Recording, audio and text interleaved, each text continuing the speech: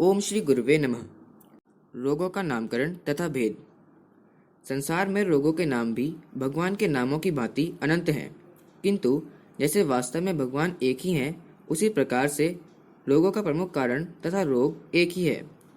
विजातीय पदार्थों का भिन्न भिन्न स्थानों में, विभिन्न अवस्थाओं में, भिन्न भिन्न मात्राओं में एकत्रित होना ही रोगों के विभिन्न नामों का कारण है। हमारे शरीर में मल, बलगम, श्लेष्मा, आम, पीप आदि सब यहाँ विजातीय पदार्थ या विष हैं। सब रोगों की जड़ पेट है। यदि भोजन ठीक से हजम हो, उसका ठीक से रस, रुधिर, मांस, मज्जा, वीर्य, हड्डी आदि बने, व्यर्थ निस्सार भाग ठीक से नित्य पैखाने के रूप में निकल जाए, तो फिर रोग कैसा? पर ऐसा प्राय नहीं होता। इसी से मलाधिकता के कारण गठिया, दर्द, क्षय, कैंसर, फोड़ा, फुंसी, ज्वर, दमा, खांसी आदि रोग होते हैं। इन रोगों को साधारणतया हम 3 भागों में विभाजित कर सकते हैं, यह समझकर कि हर रोग का कारण कब्ज है तथा जिस स्थान पर अधिक मल एकत्रित हो जाता है, वहीं विशेष रोग चिन्ह प्रकट होते हैं। मल ही रोग का कोई नामकरण है। अब हम यह समझने का प्रयत्न करेंगे कि कब्ज से ही सब रोग होते किस तरह हैं। यह जानकर हमें आश्चर्य है कि प्रत्येक मनुष्य 1 से 10 पौंड मल सदा अपनी आंतों में चिपकाए फिरता है, जो खाए भोजनों के रसों और खून में जहरीला असर डालता है। दिव्य भोजन भी विष युक्त होकर अपना असली प्रभाव नहीं डाल पाता। अप्राकृतिक भोजनों से बचपन से मल जमा होता रहता है। शरीर से मल और रोगों के हटाने के प्रयत्न को ही रोग कहते हैं। एक डॉक्टर ने सत्य कहा है कि मुझे ज्वर दे दो और मैं सब रोगों को भगा दूंगा। याद रहे, हमें रोग को ठीक करना नहीं है, वरन शरीर को ठीक करना है। जड़ हमें काटना है, डालियां नहीं। अन्यथा आज की कटी डाली कल फिर निकल सकती है। वर्तमान सभ्यता और भोजन पकाने की कला के फेर में खाद्य सामग्री ठीक से हजम होती ही नहीं है और विजातीय पदार्थों से आंतें ढकी रहती हैं।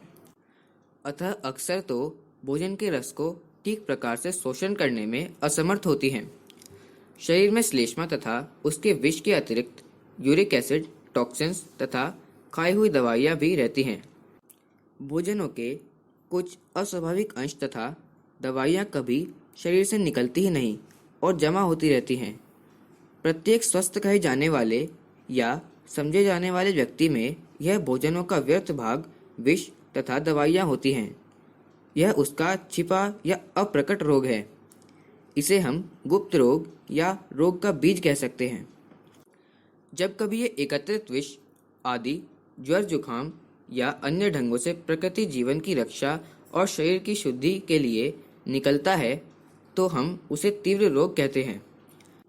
पर हम प्राय दवाएं खाकर प्रकृति के इस निकालने के काम को रोक देते हैं। इसके कारण प्रकृति की विषयों आदि को निकाल फेंकने की शक्ति और योग्यता का ह्रास हो जाता है। यदा कदा दर्द, ज्वर आदि के इसके चिन्ह हैं। ऐसी दशा में जब प्रकृति खुलकर योग्यता पूर्वक अपना काम नहीं कर पाती, तो हम उसे मंद रोग कहते हैं।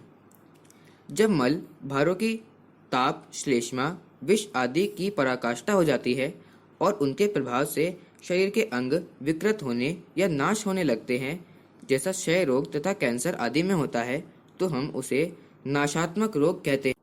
इस प्रकार हमने देखा कि हमारे शरीर के अंदर विष से ही हमारे रोग और अस्वास्थ्य का कारण है। रोग बाहर से हमारे शरीर के अंदर नहीं घुसते। पहले जमाने में लोग रोगों का कारण भूत प्रेत समझते थे और आजकल डॉक्टर लोग कीटाणुओं के सिद्धांतों पर ही विश्वास करते हैं, जो पूर्ण सत्य नहीं है। यदि हमारा शरीर विजातीय द्रव्यों से युक्त नहीं होगा, तो बाहरी कीटाणुओं को पनपने का अवसर न मिलेगा। किसी पूर्ण स्वस्थ मनुष्य को हैजे, प्लेग या क्षय के कीड़े आप पिला दें, तो उसका कुछ भी नहीं बिगड़ेगा। पत्थर पर बीज डाल दो या बॉक्स में बंद कर दो, तो उसका होना या न होना बराबर है। बीज तो तभी उगेगा जब उसे उपजाऊ भूमि, खाद तथा पानी मिलेगा। न रहेगा बांस, न बजेगी बांसुरी।